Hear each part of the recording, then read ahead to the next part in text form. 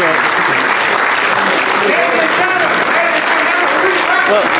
going on, man?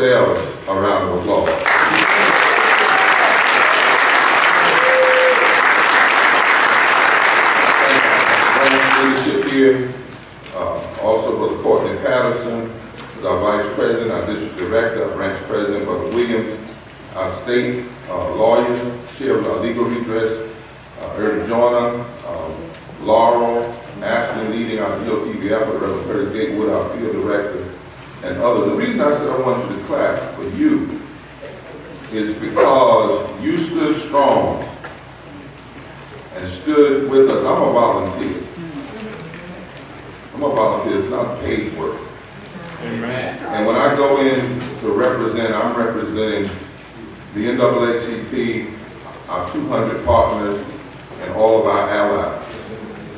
And you need to give yourselves a hand because you refuse to accept voter suppression in the 21st century.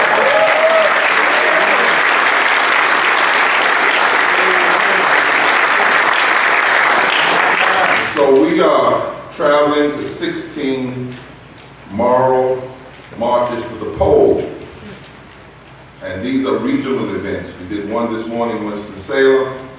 We'll do one here. And then we're headed to Elizabeth City on tonight. And I'm going to quickly get out of the way because I know you all have been here a while, but we wanted the time spent here today to be about organizing. And I want to say why Reverend Gatewood and Laurel, and where's our democracy, North Carolina? They didn't make it today. And we also wanted to have our attorney here today so that if you had legal questions, you could answer those. Why I didn't want folks worn out, because there's a time, Pastor, for prayer. Yeah. But then there's a time we stop praying and go to work. Faith without works. And I just wanted briefly to say to you all today, is that who's that? Is that your partner? Is that the young sister that works with you? Yes, yes. Hey, Rich, Kayla. Hey, Kayla is one of our organizers. She's been we're registering in our branches hundreds of new people. But I simply want to say, we better vote now. Amen. Now somebody corrected me the other day and said it sounded better if we say we must vote now, but I said that's not how Mama said it. You were doing something you weren't supposed to do. Mama said you better stop. And they say you must stop. When you were going places you weren't supposed to go, Mama didn't say, now you must stop going. Not in our community. Sure did. Mama said, you better. If you came in late at night, on Saturday, but you still had Sunday school to go to, she didn't say, you must get up this morning and go to school. She said, you better. better. We better vote now. One of the things, since we're in the house of God, because I know sometimes the media says, well, why are they in a church house? But remember, we left a church house in 1965 and marched across the Ebenezer Bridge, and we were beat on a Sunday trying to get the right to vote. That's why we don't understand why people don't want us to vote on Sunday now. But theologically, what does voting have to do with our faith? Well, let me see if I can say it this way. First of all, in order to vote in this country, you must be a citizen, born or naturalized, 18 years of age. Is that the law? That's the law. You must be a citizen. You can't be a parakeet. You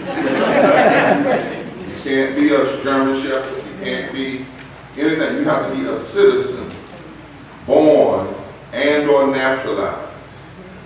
Now, in order to be a citizen, you must be a person. That's true. We don't naturalize non-persons. One of the reasons why it's so wrong to call human beings aliens.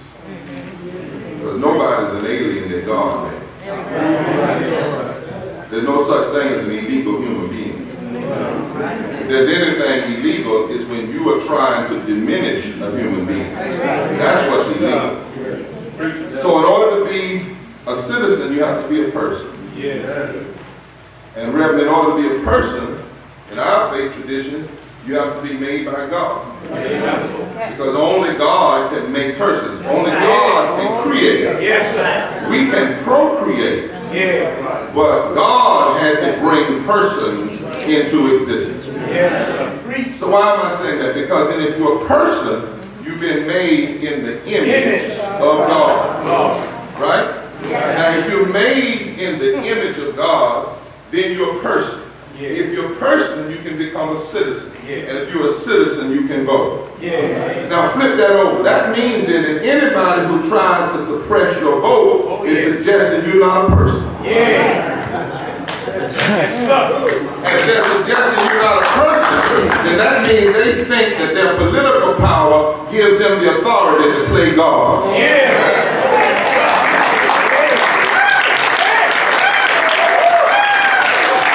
When legislators and a governor in the 21st century have been deliberately, these are not my words, they have deliberately attempted to suppress the right to vote. The court said they engaged in surgical racism. It wasn't accidental. It wasn't that they didn't know what they were doing. They engaged in surgical attempts to suppress the right to vote, which means when you do that, you don't respect my citizenship or my personhood, which means you are acting in legislation as though you have authority greater than God.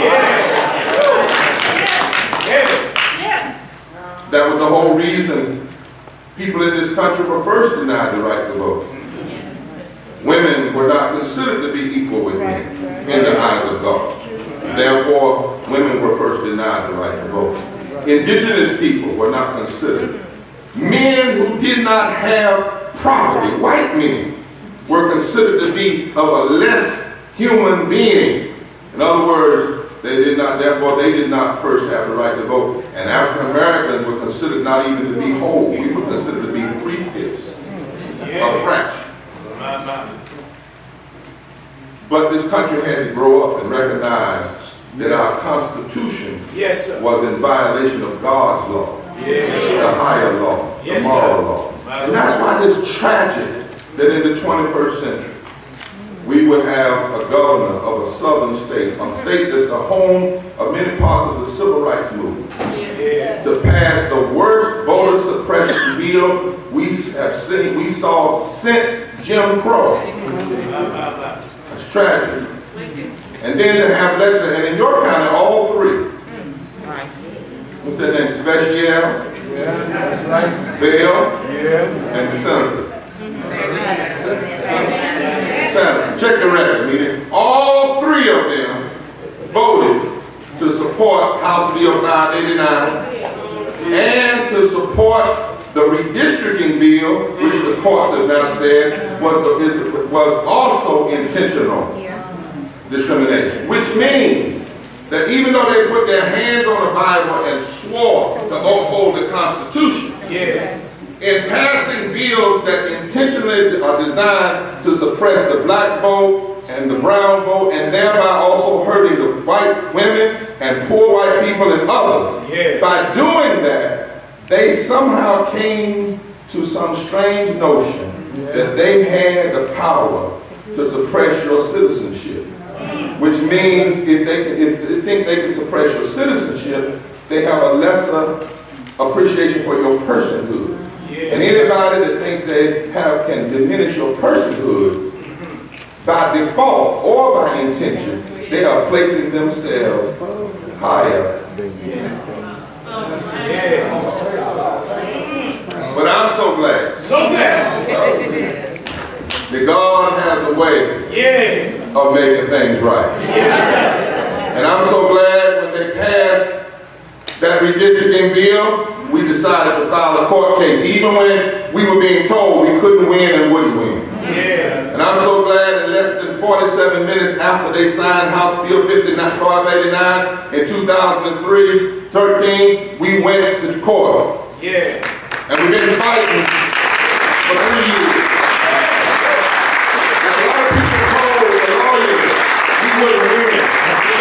And they told us we couldn't battle them because they had our money fighting us. They spent $6 million of our tax dollars trying to take our voting rights. But I'm so glad. God got cattle on 1,000 heaps. And some lawyers heard about some of us going to jail and engaging in civil disobedience, and they were all the way in D.C. and they called and said, we'll represent you pro bono. That means free. And then another group of lawyers, led by Tender Hair, said we'll come on board and we'll represent you free. And Earl Jordan said, I'm a professor at North Carolina Central University. I know you don't have the money to pay me, but I'll represent the people free.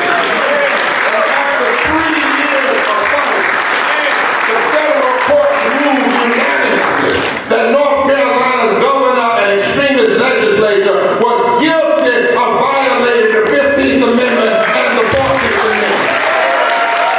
And it was upheld by the Supreme Court. And in essence, God spoke from the court and said, all of these people in North Carolina, red, yellow, black, and white, are made in my image, and you cannot pass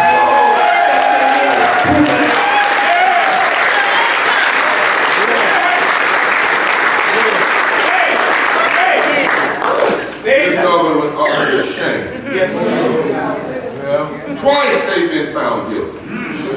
Twice. Then a few weeks ago they wrote a memo from the Republican Party. Well, no, it's not. It's not the Republican Party. Because they're not the party of Abraham Lincoln. But my granddaddy was a Republican. I know a good Republican when I see him. Abraham Lincoln's party supported voting rights. Teddy Roosevelt, the Republican, supported voting rights. What we have is a group of extremists that have hijacked and using the cover of the Republican. That's right. And so now, then they sent out a memo, and the governor hasn't denounced it. Mr. Trump hasn't denounced it. None of the legislators came from them, basically saying to boards of election, local boards of election, do not put in place laws or rules for voting that reflect what the Constitution said or reflects what the court said. Put rules and policies in place that reflect, and this is a quote, Republican values. That's contempt. That's contempt. And so yesterday, 2 days ago, Brother Courtney Patterson and many others, Herb and others, had to spend all day at the State Board of Election because in 33 counties, the local boards of election, by instruction of the extremists who have hijacked the Republican Party, were passing policies and rules and laws to try to circumvent what the courts have said. Oh, yeah.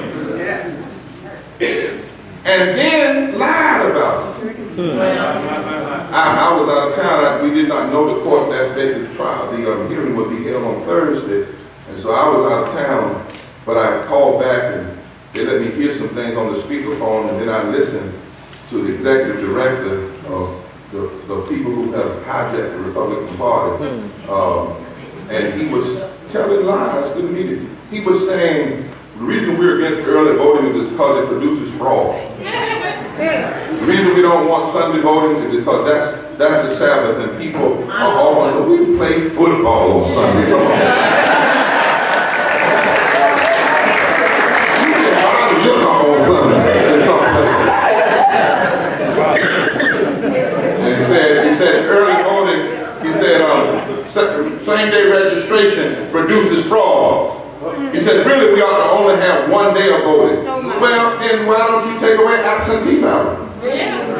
Everything he was saying has already been proven by the courts as being nothing but deception. And the courts caught him because they used all those same arguments in the court. Even saying, well, we don't have time to change things around now. We may be wrong, but it has to go like it is because we don't have time to change it. Propaganda, lies, and the courts have said you cannot, just because you don't use the N-word doesn't mean you're not engaging in right this now.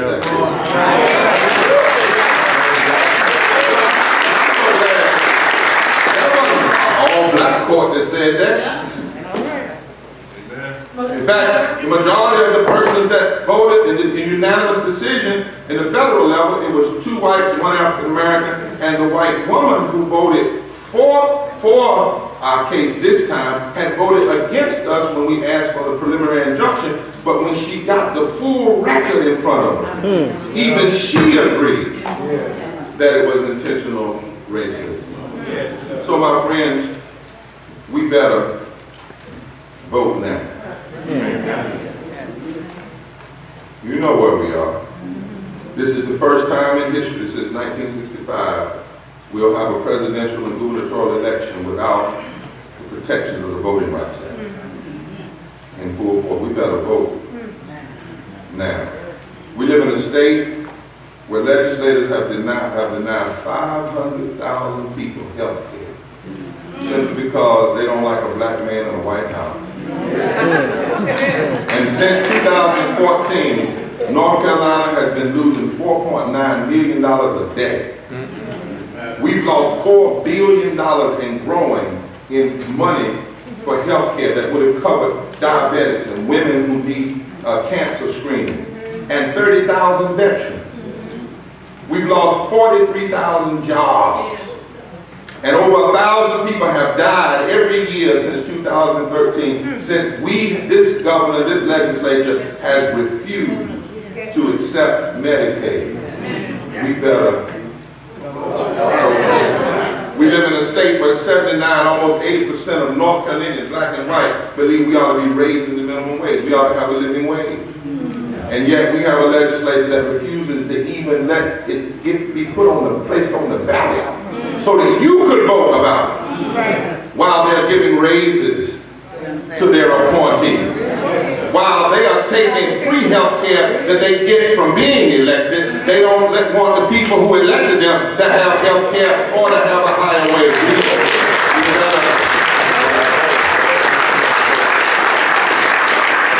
We're in a state once known for the Scythian movement, the founding of SNCC. Right down in this city, a state that was known for a city that was known because cars were blown up in this city. And in an NAACP meeting, when Julius Chambers and others were fighting against segregation and fighting to see our schools desegregated. And now we live in a state where we have legislators and the governor who want to take your tax dollars and give it to private schools that your children can't even go to. Unless they are accepted and can pay the money and tell you they're going to give you a voucher, but the voucher doesn't even cover the full amount. It's a scam. It's as old as the Pearsall plan back right after the days of Brown, when they came up with a scam to say, if you don't want to agree with the law, if you don't want to agree with desegregation, you can take your tax money and you can carry it to a private school. And we're doing that at the very end. We're cutting more money from public education, from attacking teachers. We better. Right now, we're getting ready in this country to elect a president. A president who will have access to the nuclear code. And the ability to take us in or out of war. We better. A president that will either lead the way to give more tax cuts to the wealthy or to help the working poor and poor people in this country. We better vote now. We either will have a president that will decide how we respond to criminal injustice and deal with the realities of racism, or we turn people against one another based on their religion, based on their sexuality. We better vote now.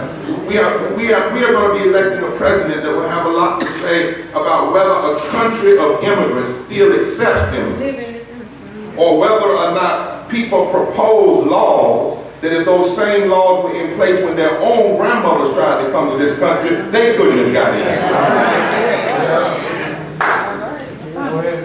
We're going to be elected a president who will have a lot to say about whether or not you get equal protection under the law, regardless of your race, your color, or your sexuality. We're going to be electing a president, and the question will be, are we going to be focusing on hate or hope? Meanness or mercy, lifting people up or tearing people down? We better. Not only are we going to be electing the president, we're going to be electing the governor. We're going to elect every member of the council of state. We're going to elect every member of the state legislature. We're going to elect every member of the Congress. And by the way, the Congress has the power to restore the Voting Rights Act. And for now more than 1,000 days, the Congress of these United States has refused to fix the Voting Rights Act. And you should know, if Section 5 of the Voting Rights Act had been in place, that says whatever the legislature, the governor signed, it had to be pre-cleared, none of these laws that they tried, they passed, would have passed. We would have had those things. And we have let Congress people from this state that have refused to even let the Voting Rights Act, new Advancement Act, even come to a hearing, let alone a vote. And we're going to be electing one senator. We better. Education is on the ballot. We better vote now. Healthcare is on the ballot. We better vote now. Whether or not we're going to give the National Rifle Association more power than we give the people, we better vote now. Whether or not we're going to put more money into allowing people to get assault rifles, or whether we're going to fix poison drinking water, not just in Michigan, but right here in North Carolina, we better vote now. Whether or not we're going to be a country where it's easier to get a gun permit than it is a voting card, we better vote now. We better vote now. We've won, but now will we use it? That's the question. Here we are, 48 years after the death of Martin King. We better vote now. 51 years after the Voting Rights Act. We better vote now. 53 years after the March on Washington. We better vote now. 53 years after 4 little girls were blown up in a Birmingham church because they were fighting for freedom. We better vote now. 61 years after Emmett Till was killed on August the 28th. We better vote now. 62 years after the Brown versus Board of Education decision. We better vote now. We need every church to make sure everybody is registered. We're not going to tell you who to vote for from the pulpit, but we're going to tell you what the issues are. And then you can make your determination. Because the Bible says where there is no vision, where there is no knowledge, the people perish. But where there is knowledge, people can make the right decision. So we need every organization, every fraternity, every sorority, every church. You need to register everybody you can. We need to go get that 30% that didn't vote when 70% voted in 2008. We need all hands on deck. We need every van running. We need every bus running. We need churches and pastors to take time in your service to register people to vote in a nonpartisan way. We need all hands on deck. And I will conclude, Reverend Gatewood, and turn this back over to you and Laura to finish up where I started. I know some of you all looked at me funny when I said this is not the time to be having a lot of prayer meetings. I know some of y'all said that boy lost his mind. He's in theological deep water and he doesn't know how to swim. Well, I know Jesus for myself. I've been messing with the book a long time. I grew up around the book. I ate the book. I was fed on the book. And I know what the word says. You have to be careful in life that you don't use prayer as an excuse for performance. Yeah, Jesus prayed in the Garden of Gethsemane. But then he had to get up and go to the cross in order to have a resurrection. Paul prayed in the cell, but when the gates opened, he had to walk out of the jail. I'm going to do something with it, but y'all don't get what I'm saying. Moses got caught like this one time. There was this great big old Pharaoh around. Pharaoh had all the money and all the power. Pharaoh had looked like everything, preacher. Moses, God had moved, and the people had cried for 400 years. Then finally God moved and showed by his mighty hand, and they were released. And they left Egypt. Then they came to the Red Sea. The Red Sea was in front of them. Mountains were on each side of them. Pharaoh's army was behind them. People started complaining. Moses, why you bring us out here? We had some onions and some leeks back here. Why didn't you let us stay back there? Moses got scared. But sometimes leaders get scared. And when we get scared, we can't help him. He got scared and he said, stand still. And see the salvation of the Lord. And God said, shut up. Shut up. I thought I was going to stop right there. See, y'all thought that was God. That was Moses. That was a scared Moses. A scared preacher that didn't want to do his job and lead the people. And he tried to get around his job by praying. But you can't use prayer for a problem. God needs you to perform. God said, Moses, why are you crying to me now? I've already brought you out of Egypt. I've already let you come out of here. I don't need to hear you pray. I need to hear you. I don't need to hear you crying. What's in your hand? What's in your hand? Moses said, a rod. He said, well, stretch out your rod. Use what's in your hand and watch the seas open up. This is not praying time. This is stretching out time. This is rod using time. This is marching time. This is voting time. This is organizing time. God's already done what God would do. God sent us some free money. God sent us some free lawyers. God gave us victory in the cause. This ain't time to pray. It is time to get up. Go to work. Get up. Go to work.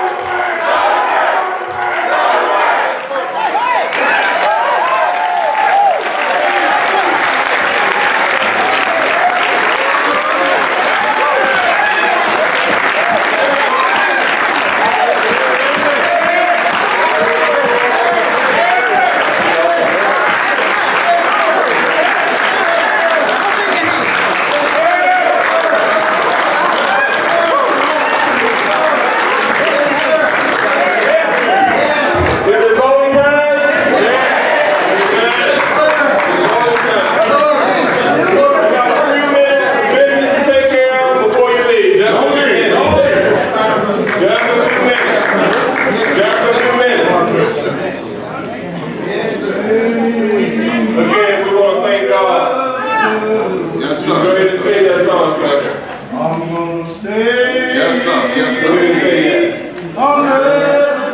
That's it. Amen. After when you stay. That's it. Under the and the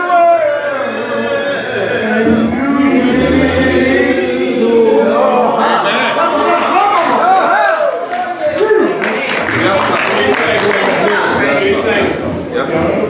Reverend Gatewood, you got that lawyer over there so you need to answer the question. Don't y'all leave. It's time to go to work. I'm going to the next one, Elizabeth City. God bless you. Hey, birthday man. I'm going to do one. I'm only doing this because he's 84 years old today. All right. How you doing? You got it? Did you get it, baby? I want y'all to go to work. So I'm going to get out of the way. Just a minute. We'll be together in unity, amen. We'll be together in unity. Amen. Look right there. Together in unity. We're going to let the Spirit. Thank you. All right. Just come. Just receive. Love you all. You got something in your hand now.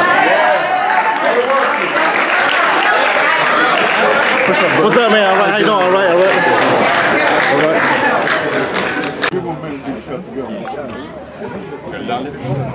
What's going on, guys? Hey, how are you? This is going to be short. That's short. It's going to be short. Which one is yours?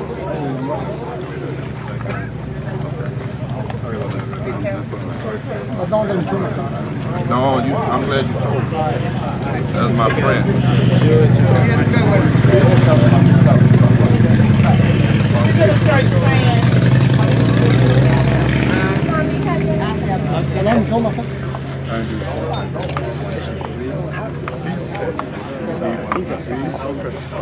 Just want to make sure that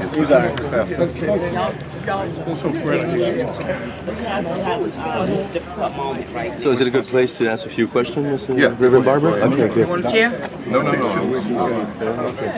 ahead. So, Mr. Barber, how do you react to the Republicans are fighting the decision of the Court of Appeal? How would you describe their behavior? Well, whether it's Mr. Trump coming here and suggesting that what the courts did is going to produce more fraud, which is fraudulent in itself, Yes, sir. or whether it's these local boards of elections trying to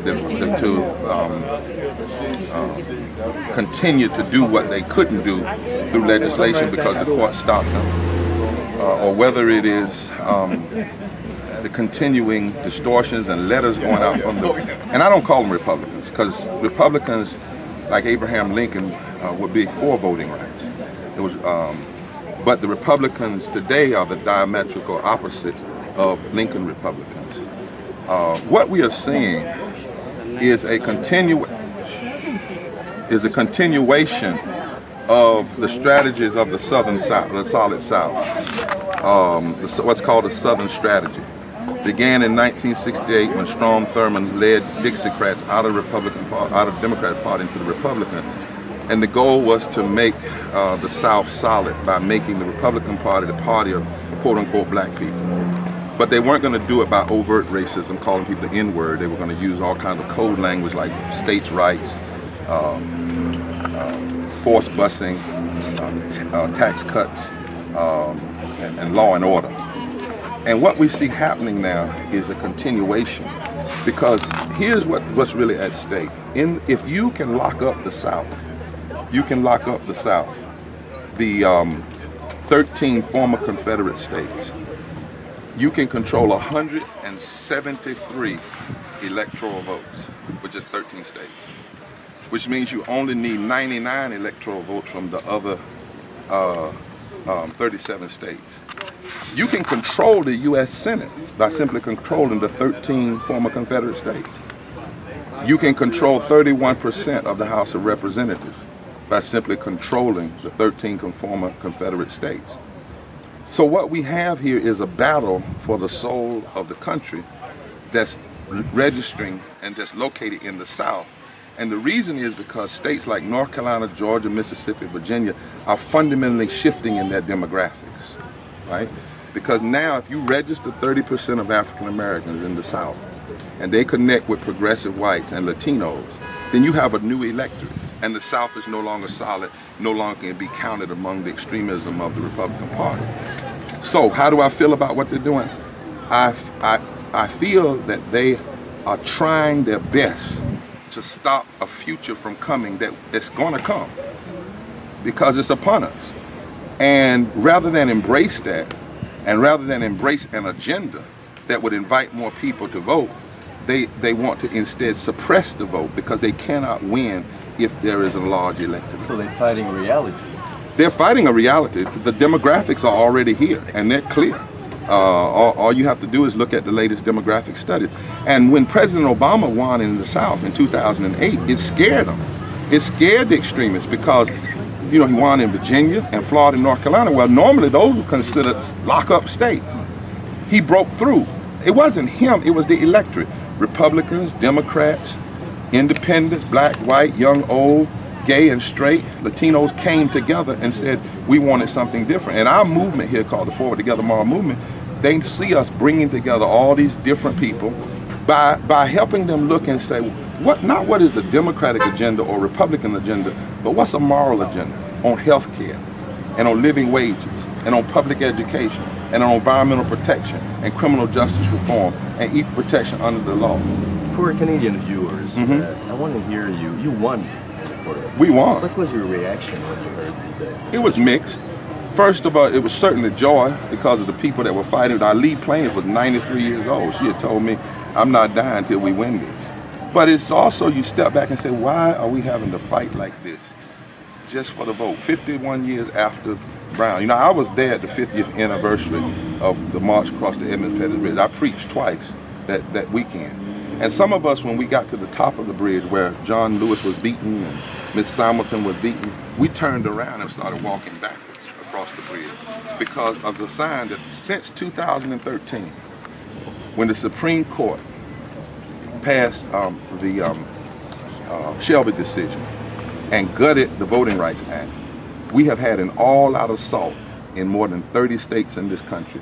And you can trace that assault on voting rights based on where the demographics have increased and more blacks and Latinos will participate. And when you read those emails, the evidence, it's a plot. It's totally a plot. Well, it is, and it's a conspiracy. It's plain. That's what the court said. They said this is not accidental. See, in our courts, you can prove racism two ways. There's one thing called disparate impact. That's where you pass a law, you didn't do it intentionally, but the impact is that it discriminates against black people, brown people, or women. It's still unconstitutional, but you didn't do it intentionally. The other is intentional racism. Our governor and legislature twice, in the case on redistricting and in the case on voter suppression, were found intentionally discriminating. Asking the State Board of Election, tell us who uses same-day registration and early voting. And when they saw it was more African American than others, we're going to get rid of that. Tell us who uses the first week of early voting. Saw it was more African American, we're going to get rid of that. That's surgical, intentional racism. Last question, what's the next step for you? The next step for us. For you? Yeah, for us, right. First of all, is this election is bigger than just individuals. You know, who gets elected will be able to place probably 4 Supreme Court justices. And we know now that the courts are critical to holding on to the rights we've won in the past. As I said inside, we're electing not only president, but all the way down the ballot.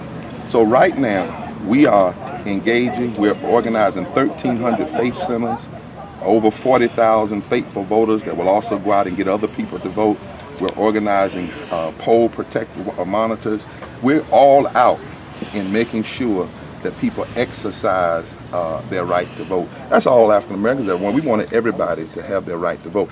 And we're not through in the courts because we're still reviewing just this week where the State Board of Election refused counting Sunday voting. They refused to extend early voting. So our lawyers are reviewing this weekend to decide if we're going to actually go back into court because the Board of Elections are trying to circumvent the court ruling. So it's not finished, the battle is near. It's not, no, the battle, you know, racism is still real. It's never just one battle. So we do like the Tuskegee Airmen. You know in the movie The Red Tail, It says we fight, we fight, we fight, we fight. That's what we have to do. And that's what the struggle is always about. You have to fight in your time and when you're alive. And then you pass the baton to someone else until we become a perfect union. Until that, we're trying to be a more perfect union.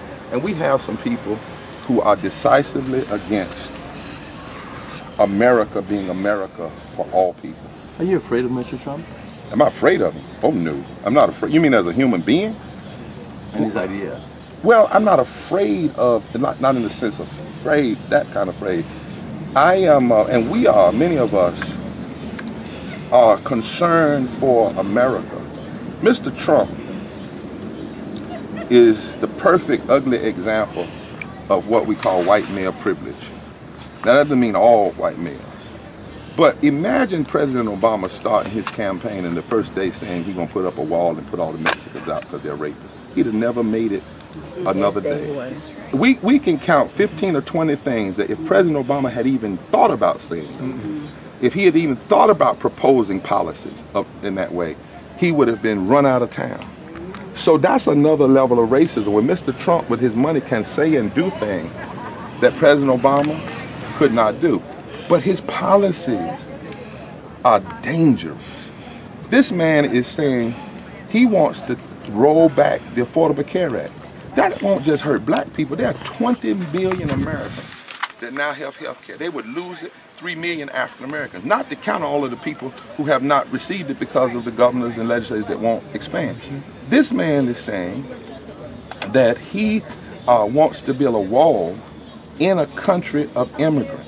You think about that. This man is saying he wants to put $20 billion aside for school choice, which is public money going to private school, which is another form of resegregation. This man is saying he wants to take us back to the policies of trickle-down economics, which brought us the greatest recession since the Great Depression. And economists all over the place are saying his economic proposals would take us to isolationism, high unemployment, and inflation. This man has the audacity to play with something as serious as race. As serious as race.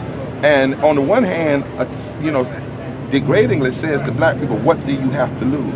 This is the same man that came to this state and supported the governor and the legislature in their pursuit of unconstitutional racist voting policies, who now wants to go to the black community and says, I'm your man. Lastly, this man said that the minimum wage was too high.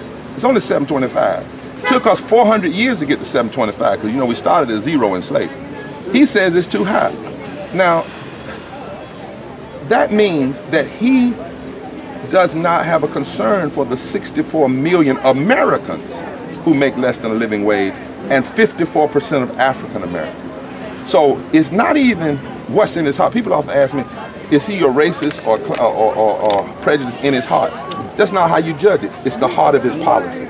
And in every turn, his policies are detrimental for black people, Latinos, and whites, and poor whites. And that's what they're scared of, particularly out in the South. If black people and white people, and you saw that audience, you saw the diversity, that's the crowd that the extremists are scared of. When black and white and Latino come together in the South, it's a new day. And that will put Trumpism, because it's not just him, because the people that say they support him, think about it, the Speaker of the House said he engaged in racism, but I'm still going to support it. So it's not just Trumpism. He's loud. He says things that they don't want said out front, but most of them don't disagree with his policies. And that's what we're examining, the policies. Thank you so much. Sorry for your loss. No, now. That's all. Reverend Barber, he gave it to me. $100. Okay.